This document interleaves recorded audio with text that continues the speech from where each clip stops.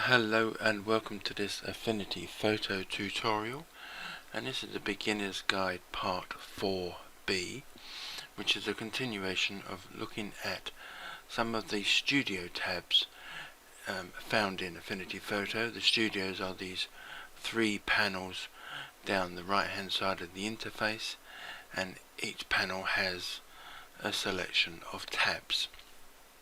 Now in part 4a I looked at the color and swatch tab and the layers and adjustments tab. Now I'm not going to be looking at every single tab, because there are more than available than you can be seen here, because as I explained in the previous video, if you come up to the view menu down to studio, here it lists all the possible tabs you can have in the studios, and only those with ticks on are the ones that are visible. So there's many more possible tabs here to cover that aren't even available currently as you see it in my version of Affinity Photo. So I just want to look at some of the main ones. The first one I want to have a look at is the stock tab, which is found over here. And from this we can get some stock photos which are free to use. You get them from two different places. There's Pexels and Pixabay. Originally there used to be three, but now there are only two in the latest versions of Affinity Photo.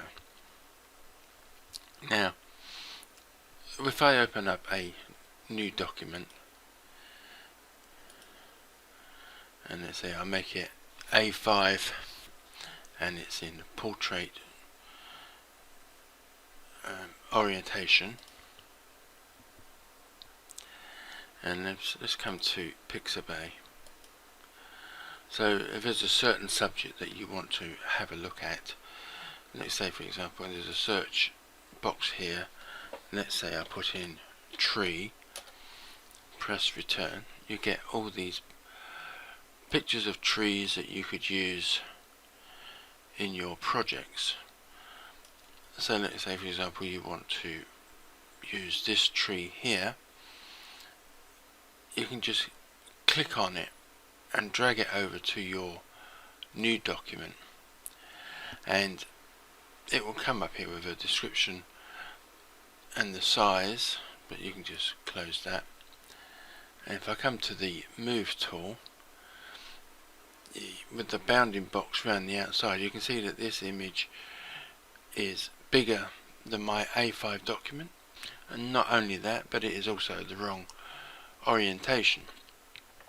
So you could, using the move tool, sort of rotate this if you wanted to, or resize it by dragging in the corners, and that is sort of trying to get the image to fit the area of the document that you've set up.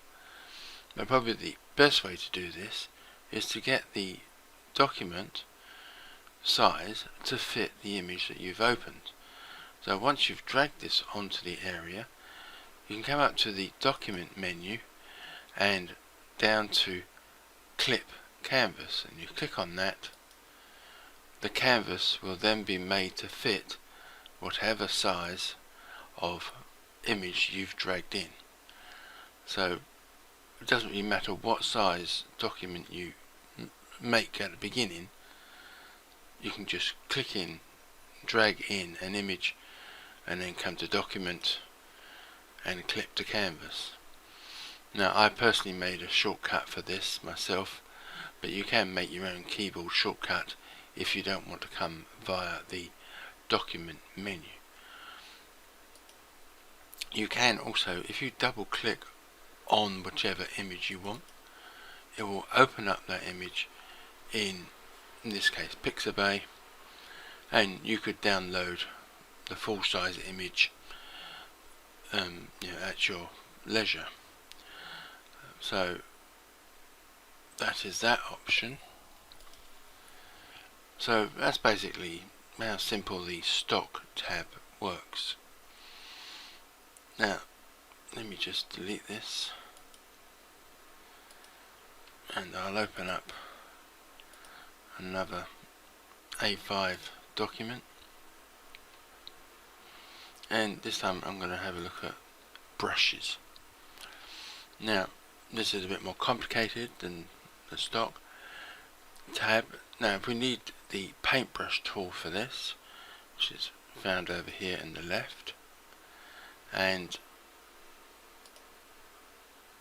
with the brushes you have a drop down menu that lists all the available brushes that you can have, and this is just like the different types of head of the brush, and so there'll be different shapes and different effects that you can get. Now basic is one of the default settings for brushes, so just looking at this, we got, if I put the cursor over these, you can see these are round brushes, and by that they mean that the hardness is at 100%, because like I mentioned in the earlier video, with any of the brushes you have options along the top here where you get the options to change the size, the opacity and the hardness, and in some cases the flow of the brush head. Now there are plenty of other options, but that's sort of a more advanced sort of knowledge might be needed for some of these, but these basic 4 options at the beginning here are sort of, everybody sort of needs to know a bit about. So the other basic ones, you then have a soft brush. If I click on this one for example, see the hardness has dropped down to 25%, and even further down you've got a round brush and the, oh no, not just round light brush, so the hardness has dropped down to 0. So the basic brushes are sort of like, it's mainly changing the hardness from like 100% down to 0%. And just to demonstrate this, if we go with the size 32 brush, what colour we're on black. So if we need to sort of, you can just start painting and it should make a new layer, but I'm going to just add a new layer to have somewhere to paint on, because now you can see that with the cursor it gives you a preview of what is going to be painted. So if I paint across here now, this is the size 32 brush with the 100% hardness. And if I come down to the size 32 brush, which is now set at 25% hardness, as you can see, although it looks slightly thinner, it is still a size 32 pixel brush, but because the hardness is reduced, it sort of starts to fade from the edges and thus making it look a bit smaller. So if I come down to this last one and the 32 brush in the light brush, and if I paint across there now, as you can see the hardness is 0, so it starts to fade from the center point a lot quicker than this line here, so it will look thinner. So that's basically sort of how the hardness will work with the different brush heads in this basic selection, but all set at 32.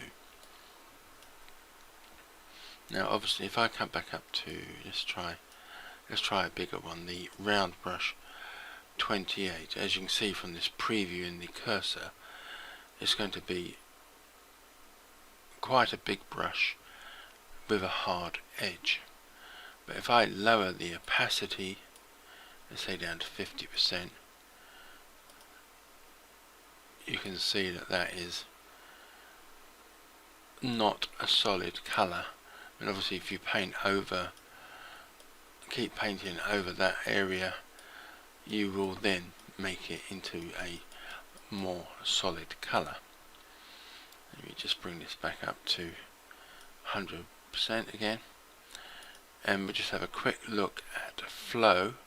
This is set at 100%, so if I click and hold down the mouse button and drag across, you can see the sort of distribution of each circle as it draws across gives you this continuous line. But if I drop this down to 50%, or there, 49% is close enough, and I then draw across, as you can see the distribution of each circle that is drawn is slightly further apart. And if I drop this down even further, say 15%, as I draw this across, the distribution is even further apart, and it becomes even more faded because they're not overlapping as much as they did at 100%.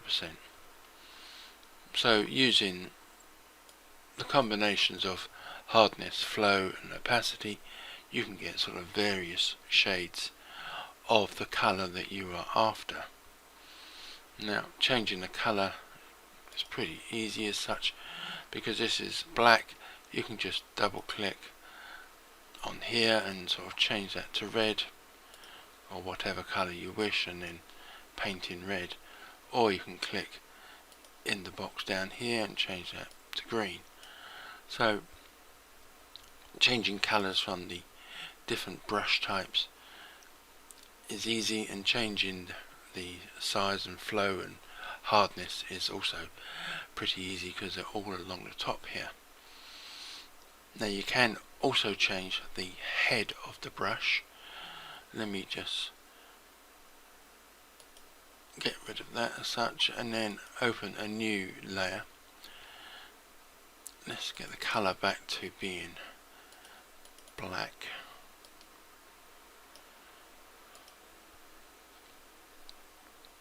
Come back to brushes. Like I said, you can use the drop down menu and sort of change the brush head. Now I can't remember how many of these are the default brushes that you get with Affinity Photo, because over the years I've downloaded quite a few different brushes. As you can see, I've got quite a few here, but most of the brushes will be a bit like the basic brush, sort of be they sort of round and different densities of hardness and opacity. Others will be sort of, let's try it like these ones here, where you get a certain sort of textured effect to the brush in different sizes. Let's increase the size of this. There we go. So most of the sort of brushes you can download will be of a nature that would be like a proper paintbrush. So let me just get rid of those for now. But there are other brushes that you can get that are sort of diagrams or pictures. So there is one I've got here somewhere. Oh, here we go. Look, bat brushes. If I click on that and just click once, you get these bat images, and you can have some where you get 3 bats flying in different directions. So you could, if you wanted, and you had a sort of a nighttime sky image, you could add some bat silhouettes. Let me just add another pixel layer. And another one that you can use is, for example, flowers. If I click on this, we reduce the size of this. You can add some flower images. You only really need to sort of click the once, and if you wanted multiple images, you can sort of click and drag. Now you can, this is more an advanced thing rather than a beginner's thing, but you can also edit how these will look, because as you saw with that one there, when I clicked and dragged, these images were quite close together and it just looks like a sort of texture brush. But if you click on more in the options up here, you have a way of editing how the brush will look. And at the moment the spacing is set at 10%, but if I increase this up to say 56%, close that, let's hide that and make another layer. When I click and drag this time, the spacing of those flowers will be further apart, but that is like a more advanced thing to have a look at maybe a later date. So let me just highlight all of these and delete them, and then add a new pixel layer. And what I'm going to do is I'm going to add a rectangle to this background. I'm going to change its colour to sort of a lightish yellow, like that. Come back to the brushes, and we will select the paintbrush tool, and it will remember the last brush that was used. So in this case it was these flower brushes. Now there are plenty of websites that will allow you to download free brushes, pretty much because Affinity Photo will open Photoshop brushes. So obviously there's like hundreds of, probably thousands of Photoshop brushes out there. So if we have a quick look at a couple, and we've got this one here which is my Photoshop brushes, and this was where I downloaded that flower brushes that I just had a look at. And there is also Brush Easy. Like the first few here have got this like premium tag in the top left hand corner. Those ones you'd have to pay for, but any of all these other ones, and there's like 52 pages of them here of different brushes that you can download and use. So like this flower brush one here, when it downloads you'll get the zip file.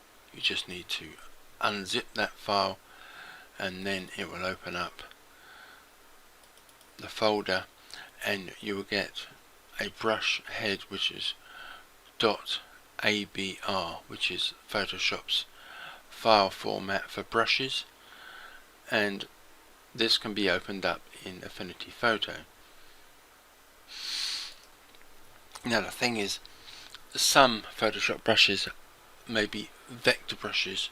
Most of them will be raster pixel brushes and will open up in Affinity Photo. Vector brushes will primarily be opened in Affinity Designer. So be aware that if you try and upload or install a brush and it doesn't appear in Affinity Photo, it's probably because it is a vector brush and needs to be put into Affinity Designer. But once you want to install a new brush, you have this little menu icon up here. If you click on that, you can import brush, and then all you need to do is navigate to your brush head, find your ABR file, click on that, click on open, or at least on a PC. I don't know how it works in Macs, but I should imagine a Mac works in much the same way, and then that brush head will be installed. Now I do have another flower brushes here, and these are coloured ones, whereas the ones I just looked at were black and white ones. So let's sort of pick this one here, and I will increase the size by using the square bracket keys, and let's just put that about as centre as I can get. Click once, and as you can see, it has added that pixel layer just above that background that I made earlier. Let me come off of this brush tool now. So at this point I want to look at one of the other tabs, so let's get rid of the brush tab here, and I want to have a look at the effects tab. So if I click on this, as you can see, there's all sorts of different options here. Now there are two ways to get to effects. One is from this tab, and the other is from the layers panel, and down the bottom here we have an icon that's just FX, and if you click on that we get the effects panel. So if I come back to the effects tab, as you can see, the options are pretty much the same, starting from Gaussian blur going down to gradient overlay, and in the tab you've got Gaussian blur going down to gradient overlay. So on the face of it, these two options are the same, but there is some sort of major differences. The effects tab will give you very basic options, because if I click on this arrow here to open up the Gaussian blur, and I click on Gaussian blur, well, it's by default it starts at Gaussian blur. As you can see, the options are the same. You've got the radius, you've got the size, and preserve alpha tab. And let's sort of have a look at, we close that down, but if we come down to sort of a more advanced or more sort of heavy duty sort of option like the 3D, if I click on that, you've got two options, opacity and radius. If I click on the 3D option here in the layers effect panel, you have lots of options. So you know, where this has only got opacity and radius, I mean that is just two of the options in this panel. You have much more here. So it is sort of, in my personal opinion, better to open the effects from the layers panel and the FX icon rather than the effects tab. But the thing is, there are a couple of occasions where there are options in the effects tab that aren't available in the effects panel, and one of those is outer shadow. If I click on outer shadow here and we look at outer shadow there, now on the face of it they're pretty much similar sort of options, but the effects panel has got a blend mode option which isn't available in here, but in here we have the offset tool which isn't available here, which is a bit strange. You've got plenty of room here for them to add an offset tools button, so I'm going to be having a look at that in a minute. So what we're going to do is I'm going to add some effects to this flower layer here, just making sure it is the flower layer that is highlighted, and if I make any changes to this particular layer with either the effects tab or the effects panel, it will add an FX icon over here. So let me click back onto 3D, and you need to put a tick in the box for these effects to have an effect, but you then need to click on the title to get the options. So let me just push, I'm going to push it up quite high. Hopefully you can see how the leaf and the flower are sort of changing as I make some alterations.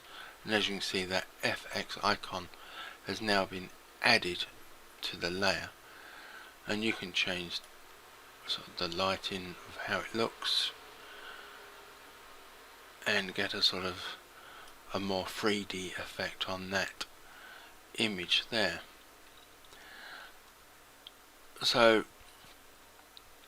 there's plenty of other options here, like bevel and emboss, and you can sort of add extra effects and alter how an image will look by the various different options. So going back to the outer shadow one, which I mentioned previously, and this is like what is called drop shadow, I think, in Photoshop, but if I push it all up quite high, I find it best to sort of work that way and then drop them down. So normally I find the intensity, you don't need to be too high, because you have this sort of shadow effect to make it look like this plant is above the background, and you can sort of alter the offset, which will bring the shadow nearer or further away from the item that you want the drop shadow to go onto, and then you can increase or lower sort of how sharp that shadow will be. So, and also you can change the colour of the shadow, but like I said, with the effects tab you have this offset tool. Now these sort of options here, they sort of will go up to 100 pixels. Now you could probably, I'm pretty certain you can click in the box here and make that option higher. You can also click in here and make the angle sort of different, but doing that sort of, let's see if I can change the offset and make this 200. As you can see, you can move that further away by typing in a higher number, but that is sort of all guesswork. You've got, if that's not far enough now, they may want to make it 220, and it may not be far enough for you, and you might want to make it 250. So you've got to keep going back in and typing in new numbers to get an effect you want. Let me just close that down. But if you click on the offset tool, as you can see, the icon has changed to an arrow with two little squares behind it. But now if you click and drag this, it will move the shadow, and you can put it wherever you want, further away. And hopefully you can see over here on the right in the studio tab, the numbers are changing. So if I drag this right down here, for example, the offset is like 890.5. If I go the other way, the offset is 99.1. So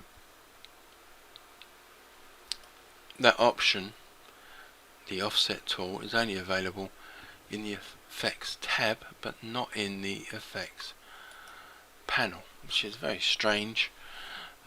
So you may need to sort of work with both, but I personally on the whole just work with the effects panel, because pretty much all of the options are available in the panel, but occasionally you get the odd tool that is only available in the tab.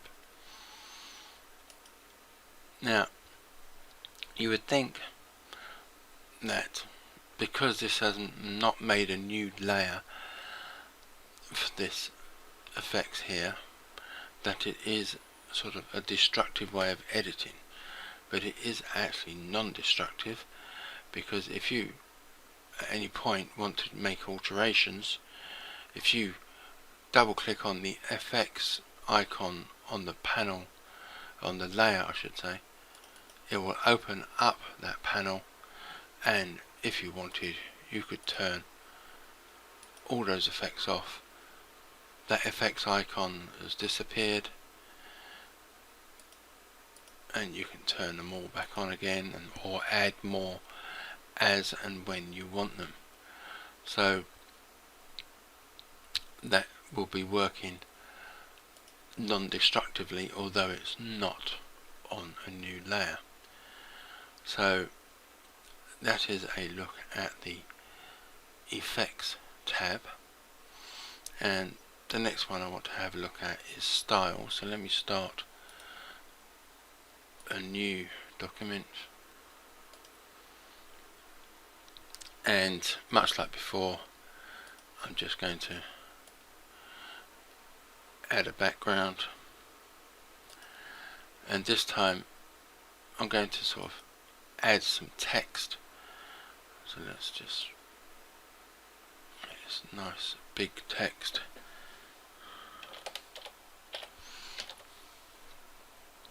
Let me just center that.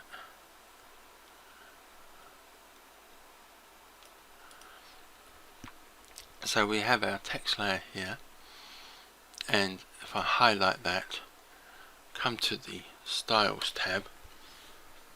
Now by default there are some styles available here, and you can make your own or download. No, as you can see, I've got loads of different ones here that I've either downloaded or made myself over the years, but the default one is okay to start with. And if I just click on one of these, you can see it will change the text, and so you can go through and get all sorts of different effects from these styles. So you don't have to do much more than just click on one of the options. I mean, you can also, if I highlight the background layer, you should be able to click on that and get an effect. So you can add these effects to like the shape or text, and probably a few other items as well, but it's mainly shapes and text that you will most likely use the styles with. So that is sort of a fairly quick look at what the styles tab will do. You can also click on the menu and you can add categories or import styles that you may find on the internet, or export them if you make them and you want to share them with other people. So that is that sort of tab quickly looked at. So we looked at the stock styles and effect in this tab up here, and studio I should say, and the brushes tab up here in this studio. Now the only other tab that I will sort of really have a look at is the Navigator tab down here, and this is just where you can zoom in and zoom out very quickly using this slider. And also, if you do zoom in quite a long way, you will then get this sort of box here that will give you a rough display of what is being seen here. So as you can see, this line cuts off the C here, which is what this is doing here. And so, but you can click and drag this around and quickly have a look at an area of an image that you may have zoomed into.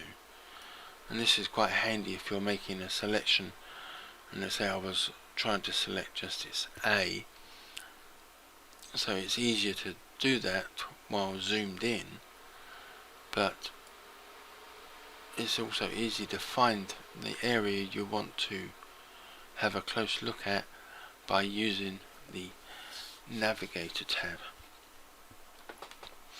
Now probably the most used tab after that is the Transform tab.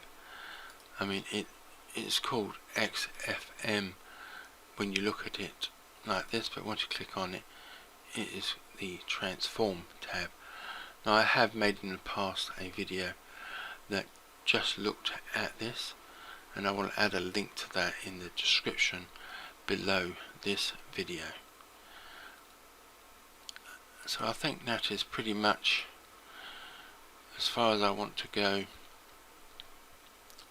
in this particular video, and it covers the majority of tabs that are available and I personally use the most.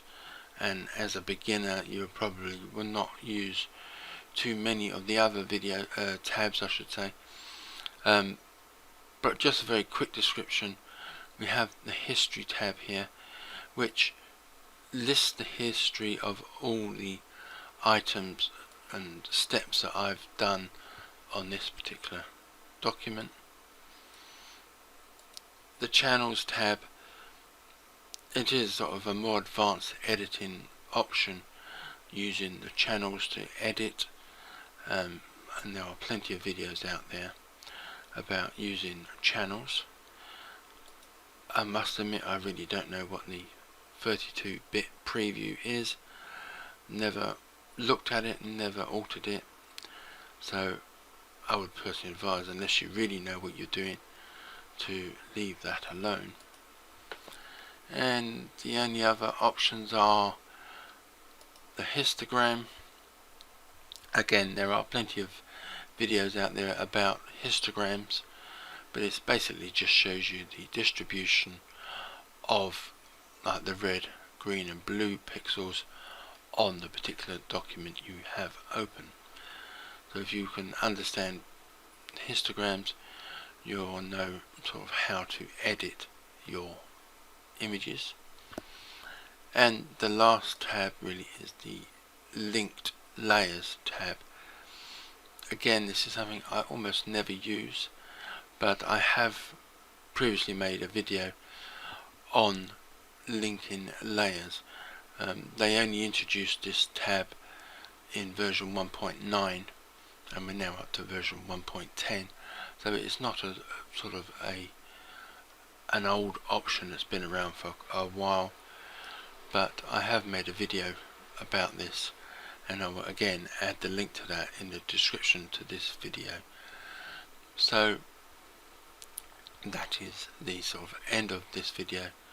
So thank you for watching, and goodbye.